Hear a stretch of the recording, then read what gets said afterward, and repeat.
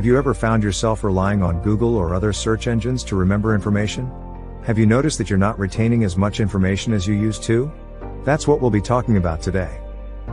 The Google effect, also known as the digital amnesia or outsourcing memory, refers to the phenomenon where people rely on the internet and search engines, particularly Google, as an external memory source, leading to a decline in their ability to remember information.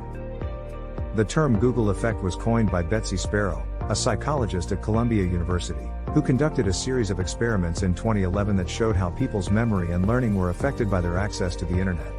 In her experiments, participants were asked to remember trivia statements, and they were told that some statements would be saved on a computer while others would be erased. The results showed that people were more likely to remember the trivia statements that they thought would be erased, suggesting that they relied on the computer as a backup for their memory. The Google effect can be explained by the concept of cognitive offloading. Instead of trying to remember information, people are more likely to search for it online, which frees up cognitive resources for other tasks.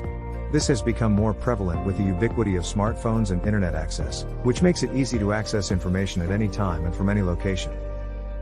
However, relying on the internet for information can have negative effects on memory and learning. When people rely on external sources of information, they may not engage with the material deeply enough to remember it in the long term. This can also lead to a decline in critical thinking skills, as people may not take the time to evaluate the information they find online. The Google effect has also been linked to changes in the way people read and process information.